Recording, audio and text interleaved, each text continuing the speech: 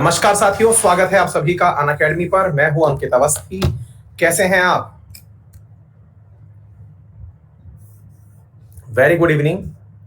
अमन, Apoorv, Aarti, Shubhi, Shweta, Keshav, Akhilesh, Arpit, Hrithik, Mukesh, Srishti, Amit, Apoorv, Kanak, very good evening. Hopefully आप सभी लोग बहुत अच्छे हैं, स्वस्थ हैं, पढ़ने के लिए एकदम तैयार हैं।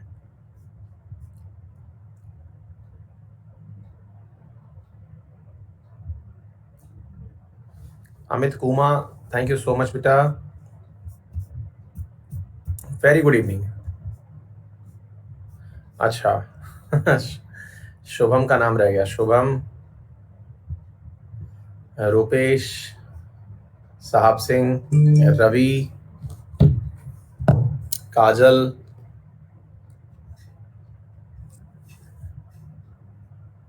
अपूर्व।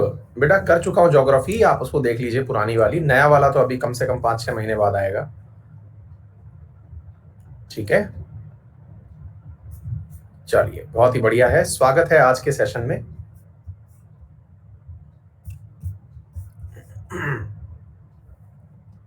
अभिषेक कुमार मिश्रा, बहुत बहुत धन्यवाद आपका।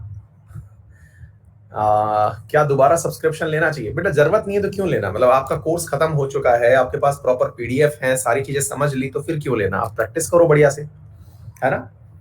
दोबारा सब्सक्रिप्शन अगर कोई चीज रह गई हो या फिर आपको ऐसा लग रहा हो कि हाँ भाई कुछ करना है तो लीजिए, अदरवाइज अगर आपका साल भर हो गया है पढ़ते पढ़ते, फिर क्यों लेना, है ना। हाँ, अगर कोर्स खत्म हो गया दोबारा सब्सक्रिप्शन केवल इसलिए नहीं कि अच्छा लग रहा है सबके साथ बैठ करके, ऐसा भी नहीं। पैसे पेड़ पे नहीं उगते, काम बन जाना चाहिए आपका, है ना।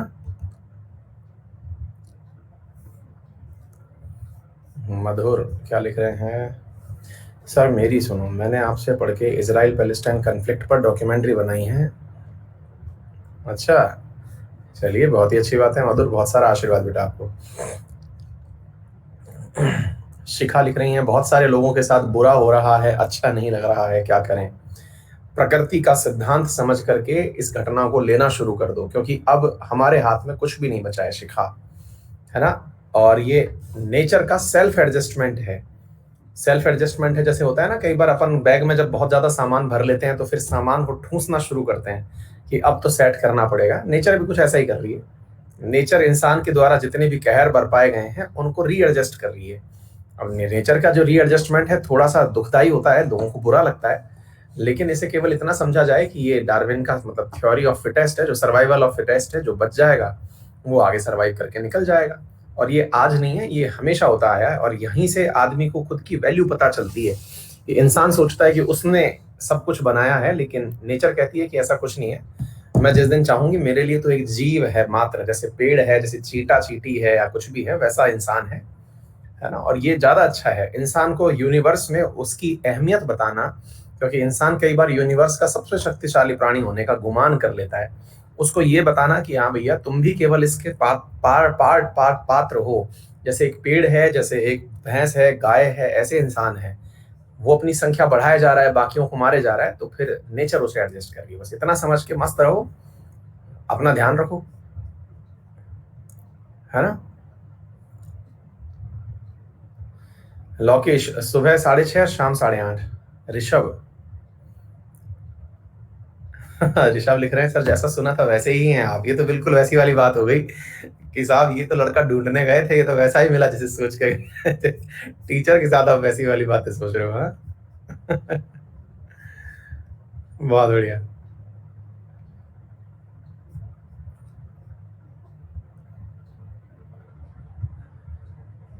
सर, बहुत अच्छा बोल दिया। हमारी गलती की सजा मिल रही है। नहीं बेटा, मतलब नेचर है ये, सर्वाइवल ऑफ फिटेस्ट है। इसके बाद जो मतलब ह्यूमन रेस निकल के आएगी वो और अच्छी होगी। आप सोच के देखो ना, इंसान तो कुछ नहीं है। डायनासोर नामक प्रजाति जिसके आज हम फॉसिल देख रहे हैं, एक जमाना था तब लोग सोचते थे कि कभी डायनासोर खत्म ही नहीं होंगे। डायनासोर के अब फॉसिल से मिल रहे हैं।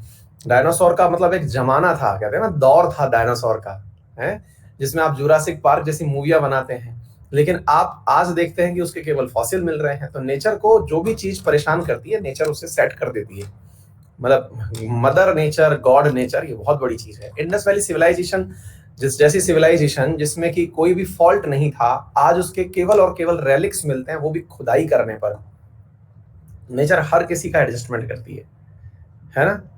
तो अब केवल इतना मानिए कि हाँ जीवन है, और इसको जितने दिन आपके हिस्से के हैं उसे पूरा करने की कोशिश करिए, और बहुत बेहतरीन और खूबसूरती के साथ करिए। और ये समय है, और ये कोई छोटी मोटी दौर नहीं है, ये जबरदस्त दौर है। ये आने वाला समय, आने वाला जमाना, ये आपकी फितरत को बदलने वाला दौर है। आप बहुत ज्यादा समझेंगे, इस बात की गहराई बहुत ज्यादा है, क्योंकि आने वाले समय में बहुत सारे लोग जो नेचुरल दौर है उससे साइड में हट जाएंगे, और वो सोचेंगे कि इस दुनिया की खूबसूरती को एंजॉय करते हैं, बढ़िया सा जीवन बीते हैं। आपको मालूम है जब वर्ल्ड वॉर 1 और वर्ल्ड वॉर 2 हुआ, तो उसके बाद समाज में सबसे बड़ा अंतर क्या आया था? समाज हिप्पियों का समाज हो गया था। हिप्पी समझते हैं आप? आप में से इंडियंस तो हम लोग इस बात को जानते भी नहीं है हिप्पी क्या होते हैं, बहुत कम लोग इस बात को जानते हैं और मानते हैं। लेकिन हिप्पी हुआ करते थे कि जिन्हें किसी से कोई मतलब ही नहीं है, बस एक बैग पैक किया, पीछे बैग बांधा और बांध करके निकल लिए और दुनिया घूमते चले गए। मतलब उनको किसी से कोई मतलब ही नहीं है ना। और आज हिप्पी कल्चर जो है वो काफी फेमस हुआ। क्यों? क्योंकि वर्ल्ड वार 2 ने लोगों को ये सिखा दिया था कि सब चीज खत्म हो सकती है, नास्तिक है। और यही अब होने जा रहा है। अब आने वाला समय आप देखना, बहुत सारे लोग जो हैं वो रेगुलर काम छोड़ करके इस पूरी दुनिया की केयर करने में लग जाएंगे, अपने जीवन को जीने में लग जाएंगे, खामखा का धन का कलेक्शन नहीं करेंगे, है ना। लोग जो पीछे भाग रहे हैं आपाधापी में, मैंने ये मकान खरीद लिया, मैंने ये गाड़ी खरीद ली, सब लोग केवल सुख से जीवन जिएंगे और निकलेंगे। है सोसाइटी, ये पूरा इतिहास पढ़ेंगे तो आपको समझ में आ जाएगा, बड़ी बात नहीं है। आपसे अप्रैल 2020 से पढ़ रही हूँ, सारी ऑफलाइन क्लास देख पाती हूँ, घर भी संभालती हूँ। आपका बहुत बहुत आभार, एक अच्छे विचार और साहस दिया। मेहनत करके एग्जाम क्लियर करने की कोशिश करूंगी। आपको थैंक यू कहने आई हूँ, आप बहुत अच्छे हैं। शालिनी प्रेमी, बहुत बहुत धन्यवाद भैया, बहुत सारा आशीर्वाद आप सबको, और ईश्वर आप सबकी मनोकामना पूरी करे। चलिए आज की यात्रा शुरू करते हैं। आज की यात्रा शुरुआत कर रहे हैं हम डायरेक्टिव प्रिंसिपल्स से। मेरे प्यारे साथियों, बहुत अल्टीमेट टाइटल है, और ये इतना अल्टीमेट टाइटल है जिसको कभी वैल्यू नहीं मिलती, लेकिन हम वैल्यू आज देंगे जरूर, है ना। और सभी साथियों से निवेदन है कि क्लास के अंत में बाकी बातचीत हम कर लेंगे। फिलहाल के लिए अब आनंद लीजिए इस सब्जेक्ट के अंदर, इस चैप्टर का पर्टिकुलरली जबरदस्त टाइटल है ये, है ना। हाँ भाई, एक विद्यार्थी ने, काजल शर्मा ने भी बहुत सारा लिखा है पॉइंट। बेटा एंड में काजल इस डाउट को दोबारा से लिख देना, है ना। जो भी बातें हैं सब लास्ट में लिख देना, आप पढ़ते हैं बेटा, है ना। बहुत ही अल्टीमेट चीज है। 40 मिनट सिंसियरली पढ़ लो, फिर बतियाएंगे। मेरे से 40 मिनट से ज्यादा पढ़ाया भी नहीं जाता है। शांत ध्यान से सुनो। Directive principles to the state policy, ये है क्या असल में, है ना। मतलब ये किस चीज की बातें करता है, तसल्ली से सुनना, केवल 40 मिनट, उसके बाद बतियाना है खूब सारा, ठीक है। सब लोग शांति से सुनोगे तो जबरदस्त टाइटल है, फीलिंग आ जाएगी, आपको पता चल जाएगा देश चलता कैसे है, देश को चलाने के तरीके क्या हैं। देखिए होता क्या है ना साथियों, भारतवर्ष के निर्माण के समय मैंने आपसे एक बात कही थी जब अपन इस क्लास को शुरू कर रहे थे। और हाँ, नीति निर्देशक तत्व कहाँ से लिए गए, कौन सा आर्टिकल किसका है, ये सब चीजें आप अपने लेवल पर करते रहिए। ये मेरा पार्ट जो है ना, कहाँ से लिए गए, क्या किए गए, ये सब मैं नोट्स पकड़ा दूंगा, रट लेना। आयरलैंड से लिए गए कि इसमें ये समता मूलक है, ये समानता मूलक है। मैं आपको जो उद्देश्य है उसकी परिपूर्ति कर रहा हूँ, सब्जेक्ट समझाने का प्रयास कर रहा हूँ। रट्टालॉजी के लिए ल्यूसेंट पर्याप्त है, 250-300 रुपए की आती है, खरीदना और रट लेना जो भी रटने लायक चीजें हैं, ठीक है। हाँ जी, ध्यान से सुनिएगा। तो अब मुद्दा क्या है साथियों, हमने बहुत सारी सरकारों को आते जाते देखा। मैंने आपको शुरुआत में, जब कोर्स की शुरुआत हुई थी, तब बताया था कि जब भारत आजाद हो रहा था तो आजादी के समय एक बस थी, उसमें एक रोडवेज बस थी, एक प्राइवेट बस थी, यानी एक सरकारी बस थी और एक निजी बस थी। तो वहां पर यह था कि सवारियां बाहर खड़ी थी। सवारियां जब बाहर खड़ी थी तो दोनों की बसों से आवाज आ रही थी। एक प्राइवेट बस का कंडक्टर चिल्ला रहा था, एक गवर्नमेंट बस का कंडक्टर चिल्ला रहा था और कह रहा था कि मेरे बस में आ जाओ, ये सब मिलेगा। दूसरा कह रहा था मेरी बस में आ जाओ, ये सब मिलेगा। तमाम प्रोमिसेस किए जा रहे थे। हमने उस समय पर भारत और पाकिस्तान रूपी बस में से बैठने के लिए दो विकल्पों में से किसी एक का चुनाव करना था। दुनिया के, मतलब इस पूरे हिंदुस्तान के अधिकांश हिस्से ने भारत नामक बस का चुनाव किया बैठने के लिए कि भैया हमें इंडिया में रहना है, इंडिया दैट इज भारत में रहना है, क्योंकि यहाँ वाली जो बस है ये बहुत सारी सुविधाएं दे रही है और बहुत सारी सुविधाओं से हमें बहुत सारा लाभ होने वाला है। जब दूसरा देश यानी दूसरी बस भी कहने लगी कि ये सुविधाएं तो मैं भी दे दूंगा, तो फिर बात आई नेताजी के भाषणों की। नेताजी के भाषण बोले तो चुनावी घोषणा पत्र की। चुनावी घोषणा पत्र बोले तो चुनावों में जिस प्रकार से नेता लोग वादे करते हैं कि अगर मैं आपका विधायक बनता हूं तो मैं इस जगह सड़क बनवा दूंगा, इधर लाइट लगवा दूंगा, यहाँ पानी की व्यवस्था कर दूंगा, शहर में कॉलेज खुलवा दूंगा। जिस प्रकार के वो वादे करता है, वो वादे होते हैं भविष्योन्मुखी। अगर मैं बन गया तो ये कर दूंगा, बन गया तो ये कर दूंगा। तो मेरे प्यारे साथियों, बस में बैठते ही जो सुविधाएं मिलने के लिए दी गई थी वो तो थे मूल अधिकार। मतलब समझिएगा, जब आप बस में बैठ रहे थे तो बस में बैठते ही जो सुविधाओं का वादा कर दिया गया था कि बैठिए, बैठते ही मिल जाएगा, हर व्यक्ति को सीट मिल जाएगी, एसी चलता हुआ मिलेगा, सामने वीडियो चलता हुआ मिलेगा, बस तेज चलेगी और बढ़िया से यहाँ पर सभी को बढ़िया से इज्जत मिलेगी, बच्चों को भी विंडो सीट मिलेगी, वगैरह वगैरह सारी बातें। वो तो थे मूल अधिकार जो बैठते ही मिल गए, जो तुरंत दे दिए गए। लेकिन उस बस में बैठने पर भविष्य में, यानी बस चलती रहेगी तो रास्ते में एक ढाबे पे रोका जाएगा, बढ़िया सा मिडवे होगा, वहां रोका जाएगा, सबको बढ़िया 5 स्टार का भोजन कराया जाएगा। फिर वहां पर जितने भी लोग हैं उनकी थकान की पूर्ण व्यवस्था की जाएगी, वहां पर बढ़िया मशीनें रहेंगी जिस पर आप अपना आराम फरमा सकते हैं, है ना। ठीक इसी प्रकार से पूरा मनोरंजन की व्यवस्था होगी, आप जाएंगे तो आप वहां पर बढ़िया से फिल्म देख पाएंगे, ऐसी व्यवस्था की जाएंगी। रास्ते में अगर कोई दर्शनीय स्थल आ गया तो फिर आपको रोक करके साइट सीन भी करवाए जाएंगे। ये सब भविष्य में की जाने वाली घोषणाएं थी जो दोनों बसों के ड्राइवर्स को करनी थी या कंडक्टर्स को करनी थी। तो भैया जो डीपीएसपी हैं, जब देश आजाद हुआ यानी कि ये बस चलना शुरू हुई थी, उस समय जो तुरंत दी गई सुविधाएं थी वो तो थे मूल अधिकार। लेकिन भविष्य में भी सुविधाएं दी जाने का वादा था, वो थे नीति निर्देशक तत्व। क्या आपको मेरी बात समझ में आ रही है? अगर थोड़ा भी समझ में आया हो तो एक बार थम्स अप कर दीजिए, क्योंकि अधिकांश बच्चे जो हैं वो इस पॉइंट को समझ ही नहीं पाते कि ये है क्या असल में। ऑप्शनल नहीं है, ऑप्शनल नहीं है, दिया तो जाना है, फ्यूचर में दिया जाना है। ये फ्यूचर कब आएगा ये नहीं पता।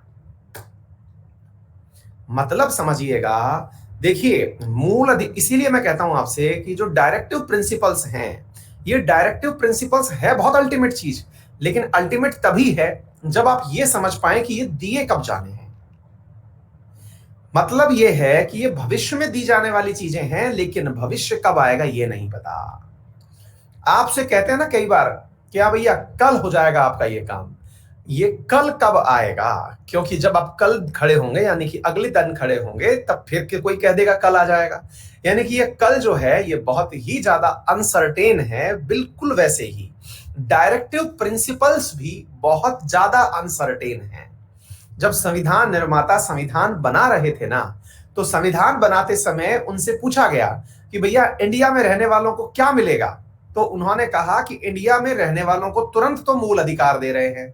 बोले बहुत बढ़िया, और फिर और बोले आगे चल करके उनको हम देंगे नीति निर्देशक तत्वों के माध्यम से आश्वासन। बोले उन आश्वासन की पूर्ति के लिए क्या करोगे? बोले अब हम आपको एक बात बता देते हैं ताकि आपको भी परेशानी ना रहे। अब देखना, जो इस मूल भाव को समझ गया, समझना वो पूरा प्रशासन समझ गया, वो भारतीय राजनीति समझ गया, वो राजनीतिक विचारधाराएं समझ गया, सब कुछ समझ गया, यूं समझ के चलिए। बोले बताइए। बोले जो भारत के अंदर काम अभी चल रहा है वो मूल अधिकार है, भविष्य में जो होगा वो नीति निर्देशक है। बोले ठीक बात है, तो फिर एक बात बताओ कब होगा? बोले जब हमारे पास में पैसा होगा।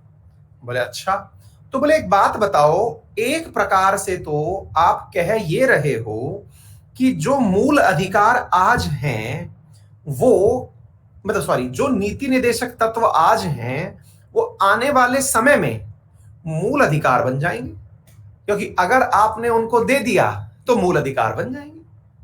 बोलिए यस और नो। पहले इस बात को समझाइए, क्योंकि देखिए बस की सवारी आप करने निकल रहे थे, बस की सवारी आप करने निकल रहे थे, आपको आश्वासन के रूप पर तुरंत जो दिया गया वो तो उस समय की सुविधाएं हो गई, है ना।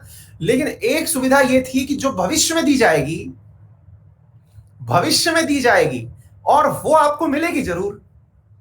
ये पता नहीं कि कब मिलेगी, लेकिन मिलेगी जरूर, ये पता है। आपको मिलती है, आपके बच्चों को मिलती है, आगे मिलेगी, कब मिलेगी? ये मिलेगी जरूर। ये जो मिलेगी जरूर वाली बात है ना साथियों, ये नीति निर्देशक तत्व है। लेकिन जिस दिन मिल जाएगी, जिस दिन मिल जाएगी, उस दिन ये मूल अधिकार बन जाएगी।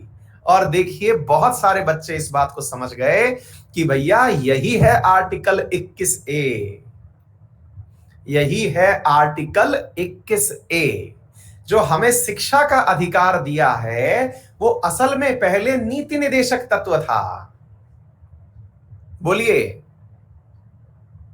जो हमें आर्टिकल 21A दिया हुआ है शिक्षा का अधिकार, वो पहले नीति निदेशक तत्व था। आज उसे उठा करके कहां ले आए? मूल अधिकार में। अर्थात अगर कोई इस बात को पकड़ गया, अब ये देखिए एक बहुत अच्छे विद्यार्थी ने लाइन भी लिख दी है, मिस्टीरियस पर्सन है, इन्होंने लिखा है मतलब जो भविष्य के लिए है उसे ही आज नीति निदेशक तत्व कहा गया। एग्जैक्टली मैं तो इवन ये कहना चाहूंगा कि नीति निदेशक तत्व भविष्य के मूल अधिकार हैं। आज क्यों नहीं दे दिया फिर मूल अधिकार बना के? मैंने कहा भाई आज हैसियत नहीं है हमारी, आज हैसियत नहीं है। बिल्कुल वैसे ही समझिए, अपना बचपन याद करिए। अपने बचपन में अपन पेरेंट्स से जिद किया करते थे, शायद आपको याद ना होगा, मेरे छोटे बच्चे हैं ना, मुझे याद है जब बच्चे जिद कर रहे होते हैं तो पेरेंट्स उन्हें प्रोमिसेस करते हैं, बेटा चिंता ना करो अगली बार जरूर लेके चलेंगे, है ना। अभी जैसे आपको मालूम होगा, छोटी बच्ची का जन्मदिन मनाने में कहीं ले गया उसको, अब बड़ी का था कि भाई अभी जब मेरा जन्मदिन आएगा पापा मुझे भी कहीं लेके जाएंगे। प्रोमिसेस थे, लेके जाएंगे, लेकिन प्रोमिसेस का क्या है, वो तो सुविधाओं पर निर्भर करती हैं, उस समय चीजें मिलती हैं कि नहीं मिलती हैं। तो ये आश्वासन थे, अगर परिस्थितियां रही तो पूरे हो जाएंगे, अर्थात मूल अधिकार नहीं है, पूरे हो जाएंगे। तो आपको ये समझना होगा, हमारा बचपन में जब पेरेंट्स हमसे वादे किया करते थे, बहुत बार हमसे ये कहा करते थे कि बेटा चिंता ना करो, तुम जब 10th बढ़िया से पास कर लोगे ना, बढ़िया तुमको गियर वाली साइकिल दिलाएंगे, अभी तुम छोटी साइकिल से काम चला लो। यानी कि दिला सकते तो वो उस समय ही दिला देते, लेकिन उस समय उनके पास इतना सामर्थ्य नहीं था, इसलिए उन्होंने आपको भी एक टारगेट दे दिया और खुद के लिए भी एक टारगेट ले लिया कि 10वीं तक जब ये आएगा तब तक हमारे पास पैसा भी ठीक ठाक हो जाएगा, फिर हम इसको साइकिल दिला देंगे। क्या आपको मेरी बात समझ में आ गई? तो कहने का मतलब ये हो गया कि डीपीएसपीज आर फंडामेंटल राइट्स, लेकिन फ्यूचर वाले। अगर आज उनको फंडामेंटल कर दिया तो भारत के अंदर कई क्रिएटिव लोग ऐसे हैं जो पहुंच जाएंगे सुप्रीम कोर्ट, और क्या कह के पहुंच जाएंगे कि सुप्रीम कोर्ट महोदय देखिए, ये वादा किया था कि सबको रोजगार मिलेगा, कहां है रोजगार। ये वादा किया था कि संसाधनों पर सबका बराबर अधिकार होगा, कहां है सबका अधिकार। यह कहा गया था कि साहब इक्वल यानी कॉमन सिविल कोर्ट होगी, कहां है common civil court. Supreme court पागल हो जाएगी, क्यों? क्योंकि अभी तक उसके पास संसाधनों की व्यवस्था नहीं हुई है। फिर आप पूछेंगे, चलिए तो समझ में तो आ गई बात आपकी, लेकिन इसकी क्या गारंटी है? इसकी क्या गारंटी है कि सरकार इसी दिशा में कार्य करेगी? यह बात आपको आज हम समझा देते हैं। तो मेरे प्यारे साथियों, सरकार कोई भी हो, चलती केवल उद्देश्य के साथ है। ऐसा नहीं है कि एनडीए की सरकार आएगी तो कुछ और करेगी, यूपीए की कुछ और आएगी तो कुछ और करेगी, ऐसा कभी नहीं होता। आपके सामने जीवंत उदाहरण है ट्रंप का और बाइडेन का। ट्रंप का और बाइडेन का उदाहरण है, ट्रंप भी तालिबान को मतलब सीट देके निकल आए, अपनी सेना को वापस बुला लिए, बाइडेन ने भी वही किया। बाइडेन ने भी सेना को वापस आने दिया। ट्रंप ने जिस प्रकार चाइना से दुश्मनी कैरी करी, वैसे ही बाइडेन ने कैरी करी। यानी कि कोई भी राज्य नीतियों में तुरंत परिवर्तन नहीं करता है, अनटिल अनलेस बहुत ज्यादा जरूरी ना हो जाए, इमरजेंसी हालात ना आ जाएं। आ गई बात समझ में? अदरवाइज हर राज्य उसी रास्ते पे चल रहा होता है। ऐसा थोड़ी है कि जब क्या बोलते हैं, यूपीए के शासन में आया हुआ मनरेगा था तो एनडीए के शासन में उसे हटा दिया गया, या एनडीए के शासन में जो शुरू हुआ आयुष्मान भारत है इसको भविष्य में हटा दिया जाएगा। बिल्कुल नहीं होता है। मतलब क्या है? मतलब यह है कि ये नीतियां जो होती हैं ये देश की होती हैं, सरकारों की नहीं होती हैं। ये कभी भी किसी सरकार की नीति नहीं होती हैं, ये देश की नीति होती हैं। अब आप पूछेंगे कि सर एक बात बताइए, लेकिन सरकार इन्हीं कामों को जो हमसे वादे किए गए हैं उन्हीं को पूरा करने का प्रयास करेगी, इसकी क्या गारंटी है? तो मेरे प्यारे साथियों, असल में हर सरकार कोई भी नियम बनाए, वो सारे नियम इन्हीं उद्देश्यों की पूर्ति के लिए होंगे। कौन से? Directive principle of state policy. यानी कोई भी कानून बने, आज आप लोग सुनते हैं कि भारत के अंदर ट्रिपल तलाक को हटाने की मांग की जा रही है, सरकार मतलब उसके लिए वो लेकर के आ रही है, प्रोविजन लेकर के आ रही है। क्यों? क्योंकि कॉमन सिविल कोर्ट हमारे मेंशन है भाई डीपीएसपी में। पंचायती राज व्यवस्था लाई गई, क्यों? क्योंकि हमारे आर्टिकल 40 में मेंशन है। तो सरकारें जो कार्य करेंगी वो कार्य दिशा यही पकड़ के होते हैं, कानून जो बनाए जाते हैं वो इसी दिशा को पकड़ करके होते हैं। क्या आपको मेरी बात समझ में आ गई? बस सरकार का उद्देश्य ये है कि कैसे भी करके इसे हम लोग मूल अधिकार में बनाने से पहले पहले शक्ति संपन्न हो जाएं, इतना संपन्न हो जाएं कि सारे कलेशों से निपट पाए। कोई कोई हमारी शिकायत करे तो हम उससे झगड़ पाए, क्योंकि दुनिया में काम के साथ में टांग खींचने वाले लोग बहुत हैं। इसलिए सरकार पहले केवल कानून बनाती है, फिर कानून बनाने के बाद उसे फिर बाद में संवैधानिकता दिलाने का प्रयास करती है। तो फिलहाल के रूप में आज अगर हम बात करते हैं तो ट्रिपल तलाक को हटाने के लिए कानून लाया गया है, उसे अभी तक किसी प्रकार का अमली जामा यानी संवैधानिक दर्जा देकर के मूल अधिकार नहीं बनाया गया है। जिस दिन सरकार आश्वस्त हो जाएगी कि अब कोई भी दिक्कत नहीं बची है, उस दिन उसे संवैधानिक दर्जा दे दिया जाएगा, बिल्कुल वैसे ही जैसे पंचायती राज को दिया गया। जैसे पंचायती राज को शुरू करने से पहले कम्युनिटी डेवलपमेंट प्रोग्राम यानी सीडीएम शुरू किया गया था। सीडीएम को खूब समय तक चलाया गया। राजस्थान के अंदर भारत की पहली पंचायत का निर्माण हुआ, लेकिन वो धीरे धीरे चलती रही। जब सारी कमियां बलवंत राय मेहता कमेटी या फिर उनके मतलब जितने भी मेहता आए, जितने भी सिंघवी फिंगवी आए, सबकी कमेटियों की रिकमेंडेशन देख ली, तब जाकर के ये लग गया कि हाँ अब सारी परेशानियां दूर हो गई। तब पंचायती राज को उठा के संवैधानिक दर्जा दे दिया गया कि अब भाई पंचायती राज को कॉन्स्टिट्यूशनल राइट दे दो, यानी कि ये एक प्रकार से वो संस्था हो जाएगी, अब इसे कोई भी कानून हटा नहीं पाएगा अनटिल अनलेस 368 के तहत इसमें कोई सुधार ना कर दिया जाए। तो हर स्टेट की दिशा कौन तय करता है? तो डीपीएसपी करता है। इसीलिए अब इस लाइन का मीनिंग समझते हैं। मीनिंग है directive principles of state policy. मतलब क्या हुआ? किसी भी राज्य के नीति निर्माण के अंदर दिए गए नीति निर्देशक तत्व, नीति बोले तो पॉलिसी, निदेशक बोले तो डायरेक्टिव, यानी कि पॉलिसी निर्माण के अंदर जो निर्देश दिए गए हैं वो क्या है मेरे प्यारे साथियों? नीति निर्देशक तत्व हैं। किसके लिए मेरे प्यारे साथियों? राज्य के निर्माण के लिए, एक लोक कल्याणकारी राज्य के लिए। आ गई बात समझ में? उम्मीद है आप लोगों को यह बात समझ में आ गई। अब एक विद्यार्थी पूछ रहे हैं साथ सर कि फंडामेंटल राइट क्यों नहीं बनाया पंचायती राज को? बेटा फंडामेंटल राइट आपके राज्य में रहने वाले लोगों का होता है, सरकारों का फंडामेंटल राइट नहीं होता है। पंचायती राज शासन व्यवस्था है, ना कि पंचायती राज किसी एक व्यक्ति का मूल अधिकार। ये शासन की त्रिस्तरीय प्रणाली का एक स्तर है। सरकारों को मूल अधिकार की आवश्यकता नहीं होती है। सरकार के मूल अधिकार राज्य वाले जो होते हैं वो नीति निर्देशक तत्व हैं। आ गई बात समझ में? क्लियर? हाँ जी। एक बालक है, हालांकि मैं उसका नाम नहीं लेना चाहता, उसके घर वाले जो हैं वो उसको हमारी क्लास में छोड़ गए। अब बेचारा बहुत रो रहा है, बहुत देर से रो रहा है, हम जाएं, पर उसके घर वाले दे रहे हैं लफा लफा के, खींच करके, जाओगे ना तो पड़ेगा तुम्हारे झपाटा। अब वो बेचारा जबरदस्ती बैठ करके बैठा हुआ है। होता है कई बालक बेचारे दुखियारे होते हैं, घर वाले उनके साथ बेरहम करते हैं, अल्प विकसित होते हैं, मस्तिष्क पूर्ण विकसित नहीं हो पाता, तो घर वाले की बात भी ये नहीं समझ पाते। हम समझ रहे हैं बालक नवीन तुम्हारी बातें, तुम हो थोड़े से मतलब परेशान प्रकार के प्राणी, लेकिन कोई नहीं बच्चा, घर वालों की बात मान ले। और नहीं भी कर रहा है तो एक काम कर, पोकेमॉन खोल ले अपनी बगल में ना, जहां तेरे क्लास चल रही है उसकी बगल में पोकेमॉन खोल ले बेटा, है ना? हाँ वो देख ले थोड़ा सा, हाँ चल डोरेमोन देख ले, वो देख ले बेटा, है ना? अभी तेरी उम्र बेटा वो कंची गोली खेलने की, तो यहाँ आ गया डीपीएसपी कहां समझ में आएगा तेरे, तू बड़ा हो जा। ठीक है, चलो अब क्या हुआ? उम्मीद है आप लोगों को बात समझ में आ गई कि डीपीएसपी क्या है। अच्छा अब देखो, यहां से एक तथ्य और निकल के आता है। क्या निकल के आता है? कि सर एक बात बताइए, अक्सर हम लोग सुनते हैं कि राज्य सरकारें जब नीति निर्देशक तत्वों की बात करने निकलती है तो केसबाजी हो जाती है। केसबाजी हो जाती है मतलब क्या है? सरकारों के खिलाफ लोग सुप्रीम कोर्ट पहुंच जाते हैं। अच्छा चलिए मैं आपको एक बात बताता हूं साथियों, हम लोग आपके सामने कुछ आर्टिकल्स के सामने, देखिए ये सारी की सारी बातें हैं किसने क्या किया, और बहुत ही प्यारा आपके सामने इसका नोट्स भी दिया जाएगा, उसकी भी आप चिंता ना करें। अब एक बार के लिए आप यहां पर एक वो देखिए, टाइटल देखिएगा, इधर देखिए ना मेरे प्यारे साथियों, यहां पर एक टाइटल देखिए, यहां पर right to adequate means of livelihood for all citizen, equitable distribution of material resources of the community for the common good, prevention of concentration of wealth and means of production, equal pay for equal work for men and women। ये ultimate point है। मैं कह रहा हूं अगर कोई article number 39 को ही follow कर ले जाए ना भाई साहब, आर्टिकल 39 को पूरा करने ले जाए तो हमारे देश की आधी समस्याएं तो दूर हो जाए।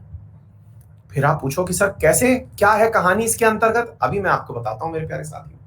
इसके साथ साथ मेरे प्यारे साथियों, यहां पर अच्छा थोड़ा सा मैं इससे पहले वाले आर्टिकल भी बता देता हूं। आर्टिकल नंबर 36, जिसमें आपको मैं एक लाइन बताना चाहूंगा, पहले उसे समझिए फिर मैं सारी बातें आपको बताता चलूंगा। साथियों, आर्टिकल नंबर 36 वही कहता है जो आर्टिकल नंबर 12 कहता है। अर्थात आर्टिकल नंबर 36 कहता है कि भारत में राज्य की परिभाषा क्या होगी।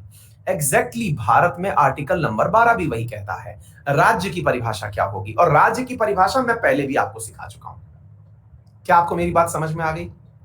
अच्छा, फिर आप एक सवाल पूछेंगे कि सर राज्य की परिभाषा तो हमें पता चल गई जिसमें सरकारी पैसा लगा हो, लेकिन सर राज्य से कुछ उम्मीदें की जाती हैं, उन उम्मीदों में क्या क्या चीजें शामिल हैं। मैंने कहा सारी बातें बताएंगे, लेकिन चीजों को पढ़ें उससे पहले आपको मैं एक शुरुआती क्लासिफिकेशन समझाना चाहूंगा।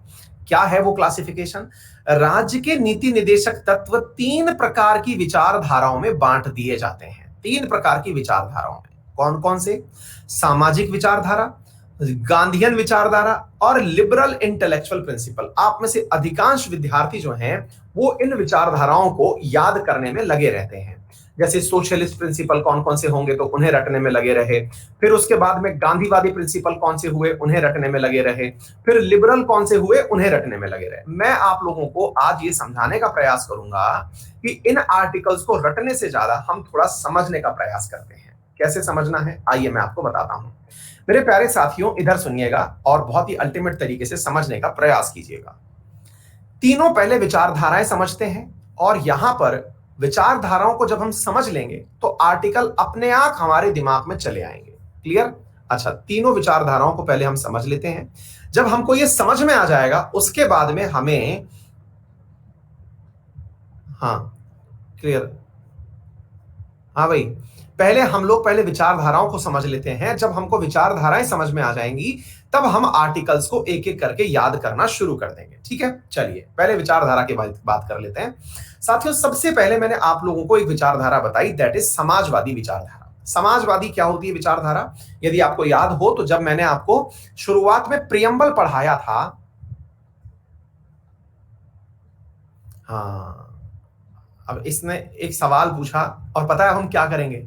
मजेदार बात, नवीन ने पहले अपना ध्यान खींचा अपनी तरफ कमेंट लिख लिख करके, फिर उसने समझदारी भरा एक सवाल पूछा। उसको लगा कि भाई साहब अब तो उसकी तरफ ध्यान आ चुका है तो सब सर का सवाल दें। पता है नवीन, तुम्हें हम गिल्ट में अब छोड़ते हैं। गिल्ट में तुम जियोगे कैसे कि तुम्हारा सवाल हम लेंगे ही नहीं, आज भी नहीं लेंगे, कल भी नहीं लेंगे, ताकि तुम इस प्रकार की गुस्ताखियों से बचो। और पता है मजेदार चीज, हम तुम्हें बाइज्जत तरीके से बैन भी कर रहे हैं। ये लो बेटा, मस्त रहो ताकि तुम्हें भी थोड़ी फीलिंग आए कि तुमने कितनी मस्ती करी आज, है ना। चलो बेटा, तुम्हारी ट्रिक हम पर चालू नहीं हो पाई, अब हमने भी पूरा मजा ले लिया है। आ जाओ। तो भाई मुद्दा क्या है? सोशलिस्ट, गांधीयन और लिबरल क्या होता है, ध्यान से सुनिएगा। साथियों समाजवादी विचारधारा को मैंने आपको एक बार ध्यान से समझाया था। मैंने आपको बताया था साम्यवाद और पूंजीवाद इन दोनों का मिश्रण है समाजवाद। अर्थात समाजवाद को अगर मैं सरल रूप से कहूं तो पूंजीवादियों से धन लो और साम्यवादी तरीके से सरकार को काम करने दो, तो समाजवाद की स्थापना हो जाती है। आपको मैंने घर का उदाहरण भी दिया था, अगर आपको याद हो।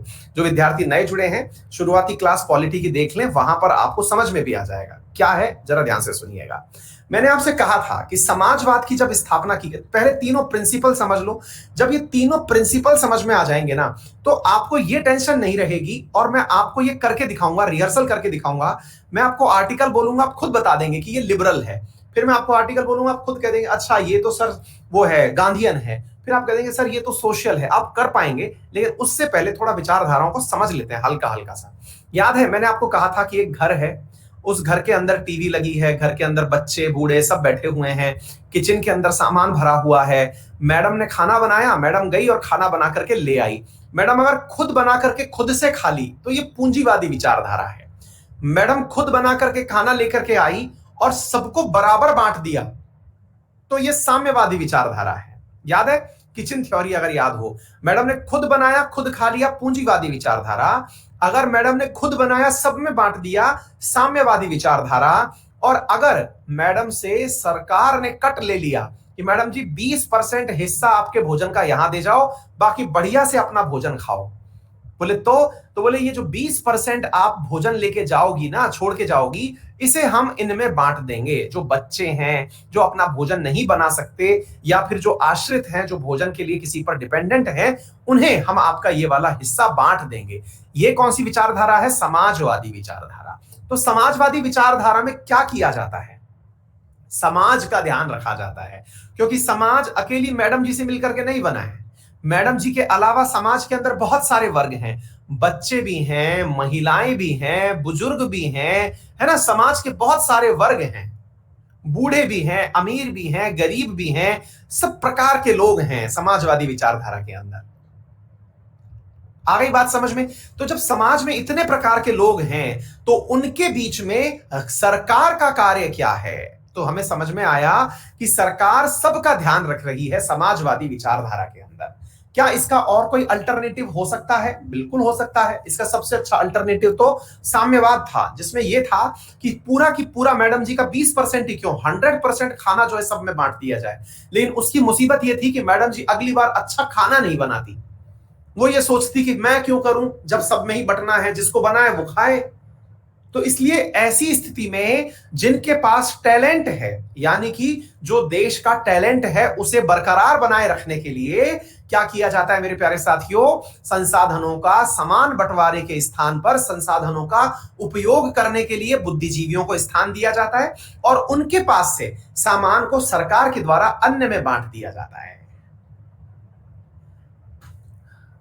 हाँ भाई, अविप्सा चक्रवर्ती लिख रही हैं, sir please tell English term 2। बेटा बिल्कुल आप सही कह रही हैं, मैं कोशिश तो करता हूं, लेकिन ये कोर्स बेटा मैंने है ना, मतलब क्या कहते हैं, हिंदी मीडियम के लिए ही बनाया है। इंग्लिश में मैं कंटेंट देता हूं, बाईलैंग्वेज में कंटेंट दे रहा हूं, अधिकांश चीजें समझाने का प्रयास कर रहा हूं। थोड़ा सा आप भी कॉपरेट कर लो, फिर भी मैं आपकी बात को ध्यान में रखते हुए चीजें समझाने का अधिकतम प्रयास करूंगा। बेटा सरकार बोले तो गवर्नमेंट, और समाजवाद बोले तो सोशलिस्ट, ठीक है ना।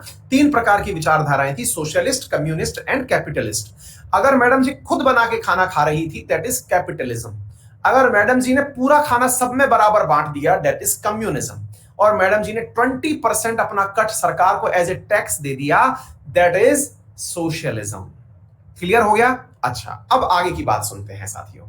अब जब मैंने ये बात सुनी तो मेरे मन में सवाल बना कि सर इसका मतलब सरकार अब केवल टैक्स के ऊपर व्यवहार नहीं करेगी, सरकार को तो सारी बातें ये करनी है कि किस प्रकार से, ध्यान से सुनिए, ध्यान से सुनिएगा, सरकार को किस प्रकार से सभी लोगों को सब चीजें बराबर मिल जाएं, क्योंकि केवल खाने भर से काम थोड़ी चलता है। लोगों को रोटी, कपड़ा, मकान, स्वास्थ्य, सारी सुविधाएं चाहिए। तो भाई ऐसी स्थिति में तो फिर आगे आने वाले समय पर लोगों को मतलब अपॉर्चुनिटी भी बराबर चाहिए। तो ऐसी स्थिति में हमको सबसे पहले सरकार से अपेक्षा यह करनी है कि भाई ऐसे आर्टिकल बनाए जाएं जिससे लोगों में चीजें बराबर बटें। आइए अब एक बार के लिए हम इसी विचारधारा के आधार पर आर्टिकल पढ़ते हैं जो समाजवादी विचारधारा के अंदर है, और समझने का प्रयास करते हैं कि क्या वाकई में इनसे समाजवाद आएगा। अगर ऐसा है तो हमारी सारी बातें समझ में आ जाएंगी, है ना। एक बार समझते हैं साथियों, इधर देखिए मेरे प्यारे साथियों।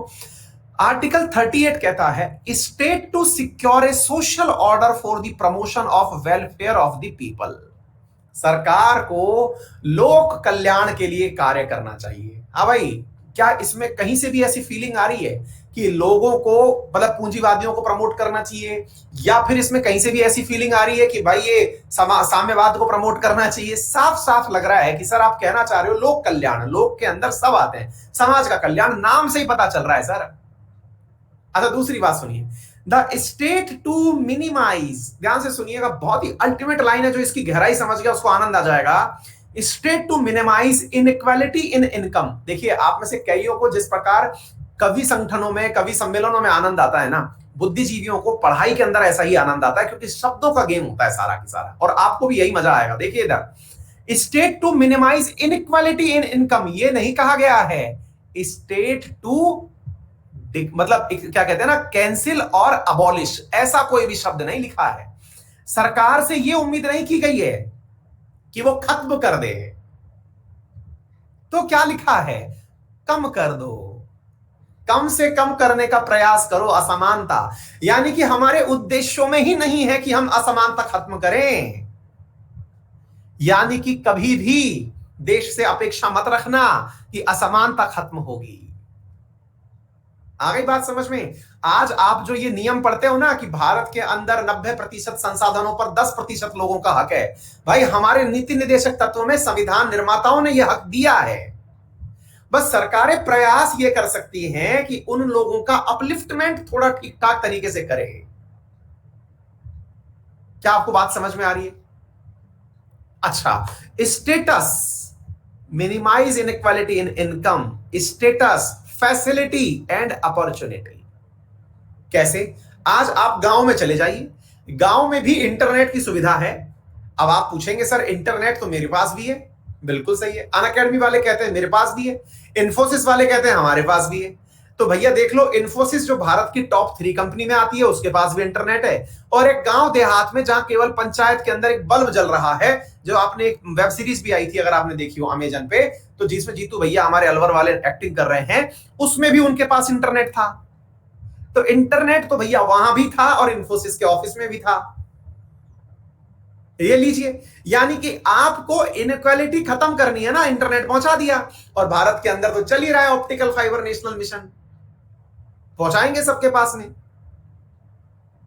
बोलिए क्या आपको? अब बात आती है स्पीड की। स्पीड की इक्वालिटी की बात ही नहीं की है, आपके सामने अपॉर्चुनिटीज और फैसिलिटीज की बात है। हम इनइक्वालिटी को कम करने का प्रयास करेंगे। बोलिए, अरे फीलिंग आ रही है कि नहीं? सवाल समझ में आ रहा है कि नहीं? पॉइंट को समझिए। अब तक रट्टे मारे हैं, रट्टे मारने वाली चीज मुझसे नहीं हो पाएगी। ल्यूसेंट उठाना, एग्जाम टाइम में गोटा मार लेना, ये चीज वो है जिससे भविष्य में जब एक अच्छे नागरिक और एक अच्छे देश के सभ्य समाज के नागरिक बन जाओगे, तब मुझे याद करोगे कि हाँ, किसी व्यक्ति ने कभी पढ़ा दिया था 5,000 में इतना नॉलेज जो 50,000 में नहीं इकट्ठा कर पाते। समझे? चलिए, हाँ जी, तो यहां पर मेरे प्यारे साथियों, ये वाली जो पॉइंट मैंने आपको बताई, income, status, facility and opportunity, यानी कि स्टेट को मिनिमाइज करना चाहिए। क्या क्या? इनकम, स्टेटस, फैसिलिटी और अपॉर्चुनिटी को। अपॉर्चुनिटी बोले तो आज एक शहर का व्यक्ति, या फिर मैं मेरी बात करूं तो मैं ये कह रहा हूं कि भैया मेरे पास नौकरी है। आप कहेंगे बहुत बढ़िया सर, शाबाश, अच्छी बात है। एक गांव का व्यक्ति कह रहा है मेरे पास ये नौकरी है, मैं भी रोज नौकरी पे जाता हूं। बोले कौन सी नौकरी भाई तेरे पास? बोले मनरेगा में मजदूरी मिली हुई है, मैं नौकरी करता हूं बढ़िया से, बकायदा अकाउंट में पैसा आता है। मैंने कहा भाई मेरे भी आता है अकाउंट। बोले मेरे भी अकाउंट में आता है। मैंने कहा मेरे मोबाइल पे मैसेज आता है। बोले मेरे मोबाइल पे मैसेज आता है भाई। बोले यार बहुत सही है, मैं बैंक में जाकर के डिडक्शन कर सकता हूं। बोले भाई मैं भी कर सकता हूं। मैंने कहा भाई मेरे पास में मैंने इंश्योरेंस ले रखा है, बढ़िया हेल्थ इंश्योरेंस, बढ़िया कंपनी का। बोले पागल हो रखा है, मेरे पास भी हेल्थ इंश्योरेंस है, मैं भी बीमा की रकम चुकाता हूं आयुष्मान भारत के तहत। मैंने कहा भाई बहुत सही है। मैंने कहा यार मैं बढ़िया दाल रोटी खाता हूं खरीद करके। बोले पागल हो रहा है, मैं भी दाल रोटी खाता हूं, मैं भी गेहूं लेता हूं, मैं भी दाल लेता हूं, सारे काम करता हूं। मैंने कहा यार बहुत सही है। मैंने कहा कल को भगवान ना करे कि मुझे कुछ हो जाए तो मेरे घर वालों को पैसा मिलेगा। बोले पागल तो तू हो रहा है, मेरे को भी कुछ हो जाए तो मुझे भी प्रधानमंत्री बीमा योजना के तहत मेरे घर वालों को पैसा मिलेगा, और बोल क्या चाहिए तेरे को? मैंने कहा हाँ यार, या तो कहीं से भी बराबर नहीं हो रहा। मैंने कहा यार मैंने अपना हेल्थ इंश्योरेंस ऐसे करा रखा है कि मैं कहीं भी जाऊंगा अपना इलाज फ्री में करवा सकता हूं, जांच फ्री में कर सकता हूं, दवा फ्री में ले लेता हूं। अरे भाई सुन, मेरे पास तो ये सुविधा भी है कि मैं जाऊंगा तो 7 दिन पहले का और 15 दिन बाद तक का सरकार पैसा देती है, और बोल। मैंने कहा मैं अपने बच्चों को बढ़िया स्कूल में पढ़वा सकता हूं। बोले भाई तू जिस स्कूल में पढ़वाएगा ना, तेरे यहाँ प्राइवेट मास्टर पढ़ाने आएंगे जो सरकारी एग्जाम पास नहीं कर पाए। मेरे बच्चे तो वहां जाके पढ़ेंगे जहां सरकारी एग्जाम दे करके बढ़िया एग्जाम में रैंक लेकर के जो टीचर पास हुए हैं वो टीचर पढ़ाएंगे, अंग्रेजी पढ़ाएंगे, कंप्यूटर सिखाएंगे, वो भी फ्री में, दोनों टाइम का खाना और देके भेजेंगे, दूध पिलाते साथ में, गारंटी और है फेल नहीं करेंगे। यार ये तो गजब ही हो गया, फ्री एजुकेशन। बोले हाँ, और बता। मैंने कहा बेटा मेरे बच्चे जो है ना, वो छोटी बच्ची है ना मेरी, वो अभी वहां जाती है, क्या बोलते हैं, प्ले ग्राउंड में, प्ले ग्रुप में खेलने जाती है। बोले भाई सुन, तेरी बच्ची खेलने जाती है, मेरा बच्चा भी आंगनबाड़ी में खेलने जाता है, और बढ़िया उसको पैसा मिलता है वहां पे, खाने का बढ़िया दलिया मिलता है, मैडम जी उसको झूला झुलाती है, बढ़िया खिलौने रखे हुए हैं। और तो सुन लो भैया, तुम्हारे यहाँ तो पता नहीं कैसे उठ उठ करके लोग चले आते होंगे, 2-4 लोग गरीब गरीब इकट्ठे हुए और तुम्हारे लिए एक स्कूल खोल दी। हमारे तो एकदम टॉप लेवल के जो सिलेक्टेड अधिकारी हैं, उनके द्वारा बकायदा उस पूरे की पूरे भोजन का पूरा पूरा मुआयना किया जाता है कि मेरे बच्चों को जो चीज मिल रही है वो कैसी है। भाई साहब, मैंने कहा यार, मेरी वाइफ अगर जॉब पे जाए ना, तो जॉब पे जहां जाएगी उस पे वहां पे उसके बच्चों को रखने के लिए पूरी क्रैच की सुविधा होगी, वहां बच्चे खेल सकेंगे। बोले भैया सुन, मैं जब नौकरी पे जाता हूँ ना अपनी वाइफ को लेकर के, तो आंगनबाड़ी वाली मैडम तो दिन में संभालती है बच्चे, और दोपहर बाद मेरे वहां पे क्रैच की सुविधा है, वहां पे संभालने के लिए अलग नौकरी बच्चों को। और बोल, यार सारा ही सही है फिर तो भाई साहब, फिर तो बात ही क्या करनी। मैंने कहा भाई मैं बढ़िया बस में बैठ के जाता हूँ, बढ़िया पैसे लेता हूँ, बढ़िया सब कुछ है। बोले सुन भाई, बात ऐसी है, सरकार ने हमारे लिए सरकारी बसें त्योहारों पे तो फ्री कर रखी हैं, बाकी हमको कहीं जाना नहीं है। मैंने कहा भाई समझ गया मैं, अब सब समझ गया मैं। यानी कि समझ में आ गया सरकार ने क्या क्या कर रखा है। मिनिमाइज इनइक्वालिटी हो गया समाजवाद, खेला हो गया। मजा आ गया कि नहीं आया? ये है समाजवाद, इनइक्वालिटीज का अंत। अब आपको लेवल पता करना है, उसकी बहस कोई नहीं कर रहा है, उसकी कोई बहस नहीं कर रहा है कि लेवल क्या है, लेवल ऊपर है कि नीचे है, वो सब साइड में हटाओ यार। आपकी सुविधाओं में कितना अंतर है। आज कटिंग कराने आप 10 रुपए में भी सड़क किनारे बैठ सकते हैं, और 10,000 में भी कटिंग कराने के लिए लाइन में खड़े हो सकते हैं। वो आपके ऊपर है, आपके पास पैसा ज्यादा है, आप कुछ भी करो ना यार। आप बिस्किट पार्ले जी का खाते हो कि सोने का, ये तो आपकी हैसियत के ऊपर है। बिस्किट खाना है ना, बात बिस्किट की, सरकार ने उतना काम कर दिया। आ गई बात समझ में? आ गई सर। आगे बढ़ते हैं, ये समाजवादी प्रिंसिपल हमें समझ में आ गया। अच्छा आगे चलते हैं साथियों, आर्टिकल नंबर 39 की बात सुनते हैं। अब इसमें सुनते हैं, right to adequate mean of livelihood for all citizens. भाई सबके लिए आजीविका के पर्याप्त साधन होने चाहिए, तो कोई बात नहीं, आजीविका के पर्याप्त साधन होने चाहिए, समाजवादी विचारधारा है। और क्या चाहिए? आर्टिकल 39 में कह रहा हूं, जैसे हम लोगों ने आर्टिकल 21 को कहा था ना कि सब हटा लो और आर्टिकल 21 दे दो, मैं कह रहा हूं आर्टिकल 38 और 39 लगा दो, भारत के अंदर सारी चीजें खत्म, मतलब कोई और चीज की जरूरत ही नहीं है। आर्टिकल 38 39 लगा दो। बोले क्या बात कर रहे हो? मैंने कहा आ जाओ देख लेते हैं। मैंने कहा इनइक्वालिटी तो मैंने खत्म करवाई थी, फिर भी आप सुनते चलो, आओ मैं बताता हूं। Equitable distribution of material resources of the community for the common good. मतलब क्या हुआ? समाज कल्याण के लिए समुदाय के भौतिक संसाधनों का समान वितरण। अब भौतिक संसाधन क्या है? बोले सर ऐसा थोड़ी होता है कि आपके घर में 10 एसी लगे हुए हैं तो पड़ोसी को भी आप 2 दे दोगे, सरकार ऐसा करेगी क्या? मैंने कहा भाई सरकार को जिस दिन लग गया ना कि ये भी भौतिक सुविधा का जो साधन है ये जरूरी है, सरकार ऐसा भी कर लेगी, करती है। सरकार को जब पहली बार देश आजाद हुआ 1947 में लग गया था, क्या लग गया था कि बेटा इंडिया के अंदर जितने भी लोग हैं इनमें से अधिकांशों ने जमीन पर कब्जा किया हुआ है, जमीन पर कब्जा किया हुआ है। गरीब को तो इन्होंने, यानी कि किसान को तो इन्होंने बंधुआ मजदूर बना रखा है, जमीन तो यही लोग लेके बैठे हुए हैं, जमींदार लोग। तो सरकार ने भैया तुरंत पहला संविधान संशोधन किया, अनुसूची 9 बनाई और भैया जमींदारी उन्मूलन एक्ट ले आई देश के आजाद होते ही। और उसके अंतर्गत जितना भी अतिरिक्त जमीन था, किसी के पास 100 बीघा, किसी के पास 1000 बीघा, भैया हमारे गांव में, हमारे पास, हमारे परिवार के पास कम से कम 1500 बीघा जमीन थी जिसमें सिंचाई हो सकती थी, खेती हो सकती थी। और ये मैं ही नहीं हूं, आपके गांव में भी, आपके घर में भी शायद ऐसा रहा होगा कि ऑन एन एवरेज 400-500 बीघा आपके नहीं तो आपके किसी पड़ोसी की जमीन रही होगी। ऐसा बहुत कॉमन था। सरकार आई और सरकार ने उठाई सबकी जमीनें और ले लेकर के गांव में जो जिस जमीन को खोद रहा था या जिसमें मजदूरी कर रहा था उसी के नाम चढ़ा दी कि ले बेटा तेरी जमीन हो गई अभी। समझ पा रहे हैं आप? अर्थात भौतिक संसाधनों का वर्गीकरण कर दिया सरकार ने, इक्विटेबल डिस्ट्रीब्यूशन की, सब में बटेगा। जमीन बांटी गई कि नहीं बांटी गई? Number 2, prevention of concentration of wealth and means of production. मतलब धन की एकाग्रता और उत्पादन के साधनों का एकीकरण रोका जाए। क्यों भाई? ये समाजवादी कैसे हो सकता है? ये समाजवादी कैसे हो सकता है? अरे सर एक बात बताइए, आपके पास धन है और आपके पास उत्पादन के साधन है, आपने उनका एकीकरण कर लिया, संग्रहण कर लिया, सरकार क्या आकर के आपको ठोकती नहीं है क्या? आपने सुना नहीं क्या? जो भी व्यक्ति एकत्रीकरण कर लेता है, किसी भी चीज की कालाबाजारी करता है, स्टॉक बना के अपने पास रख लेता है, सरकारी अधिकारी आता है 2 मिनट में डंडा मारता है, पूरा स्टॉक क्लियर, बोले बांटो सब में, खोल दो। यानी कि आप एकीकरण किसी भी चीज का, और तो और आपने अगर कोई साइंटिफिक रिसर्च भी कर ली ना तो भी आप उसके ऊपर केवल कब्जा करके अकेले नहीं बैठ सकते। अगर आपको लगता है कि मैंने तो साहब कोरोना की ऐसी वैक्सीन बना ली जो रामबाण है, लेकिन मैं अपनों ही अपनों को दूंगा, बेटा दूसरे दिन तुम जो हो ना कला सलाखों के पीछे खड़े रहोगे। क्योंकि भारत के अंदर राज्य सरकारों के मतलब सरकारों को यह आदेश है डीपीएसपी के थ्रू कि उन्हें इस दिशा में काम करना है कि वो means of production of wealth को किसी एक के पास रुकने नहीं देंगे। क्या आपको मेरी बात समझ में आ रही है?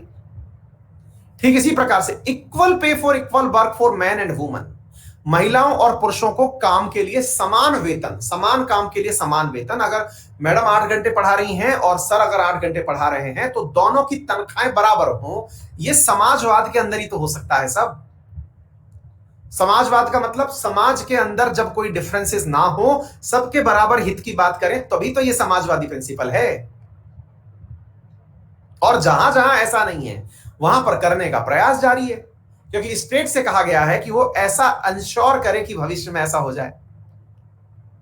Next, preservation of the health and strength of workers and children against forcible abuse, ऐसे व्यवहार करना या ऐसे कार्य करना जिसकी वजह से श्रमिकों और बच्चों के खिलाफ हो रहे जबरन दुर्व्यवहार को रोका जा सके, उनको हजारडस होटल्स में, हजारडस इंडस्ट्रीज में काम करने से रोका जा सके। अगेन बच्चों के हितों की बात हो रही है।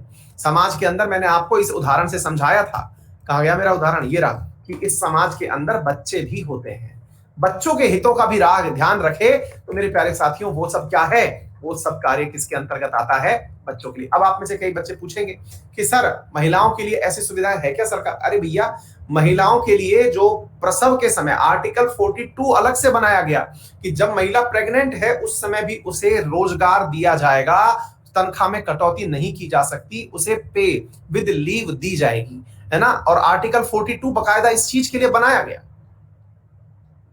आई बात समझ में? मैटरनिटी लीव के नाम से to opportunities of healthy development of children, ऐसे क्षेत्र डेवलप किए जाएंगे, ऐसी सुविधाएं संसाधन विकसित की जाएंगी जिससे कि बच्चों का एक हेल्थी डेवलपमेंट हो सके। बताइए साथियों, क्या आप लोगों को सोशलिस्ट प्रिंसिपल के अंदर और कुछ याद रहे या ना रहे? केवल इतना याद रह गया कि कोई आर्टिकल मैं आपको बताऊं और आप ये पहचान जाएं कि हां सर ये तो बात समाजवादी बातों की हो रही है। क्या आपको मेरी बात समझ में आ रही है? अभी मैंने मैटरनिटी रिलीफ की बात बोली तो देखिए ये आर्टिकल नंबर 42 जो है ना, ये रहा। आपको बातों से ही पता चल गया कि सर हाँ ये तो आपकी बातों से लग रहा है कि ये समाजवादी होगा।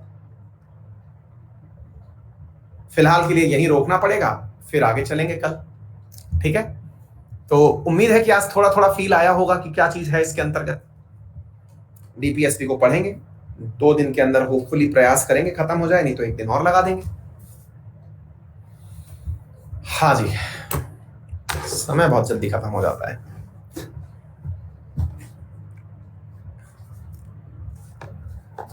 जी बहुत बहुत धन्यवाद। ये सब चीजें आप डाउनलोड कर सकते हैं, ठीक है। ज्योग्राफी में डाउट सॉल्व कर दो प्लीज, मैं रिकॉर्डेड देखती हूँ वीडियो। बैडलैंड और सीएनएल रिवाइंस क्या है सर मेरे? बेटा ऐसा काजल संभव नहीं है, क्योंकि मेरे जो कोर्सेज हैं अगर मैंने आपके आज डाउट बता दिए तो मुसीबत ये फंस जाएगी बेटा, क्योंकि मेरी क्लास में हर दिन एक नया बच्चा आता है, तो मैं कब तो पढ़ाऊंगा और कब आगे बढ़ूंगा। केवल आप इतना कर सकती हो जितना अभी समझ में आ गया अच्छा है, अदरवाइज फिर से ये सर्कल घूम करके वापस वहीं आएगा, तब क्लियर हो जाना, है ना। क्योंकि ये माफी चाहूंगा टेक्निकली पॉसिबल नहीं है, अभी केवल आप उनको समझ सकती हैं, है ना।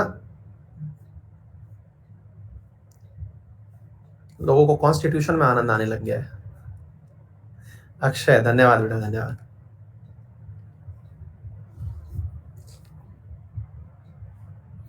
टेलीग्राम लिंक पिन कर दूं? हाँ लीजिए।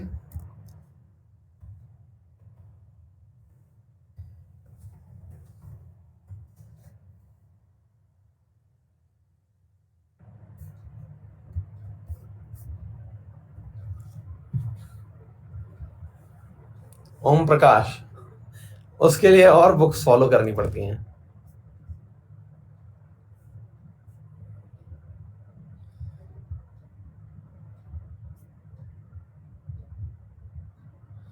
टैक्स लगा है ना? बिल्कुल प्रदीप, बिल्कुल लगा है।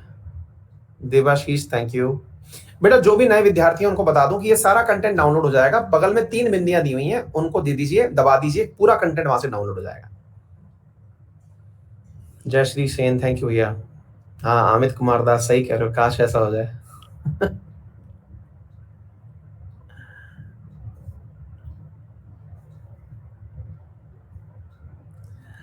नंदिनी लिख रही है पॉलिटिकल तो मुझे कॉलेज में भी समझ में नहीं आई, यहाँ समझ में आ रही है।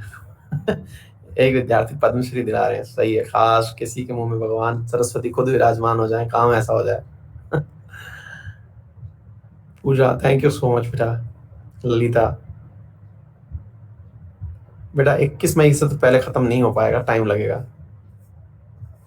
आर्टिकल याद करा दूंगा, लास्ट में चिंता मत करो, जब सब खत्म हो जाएगा स्पेशल क्लास लगा के आर्टिकल याद करा दूंगा सारे की सारे, ठीक है? 1% भी चिंता मत करो। और बोलो, ठीक है? चलो परफेक्ट है। All the very best, see you in the next class, bye bye.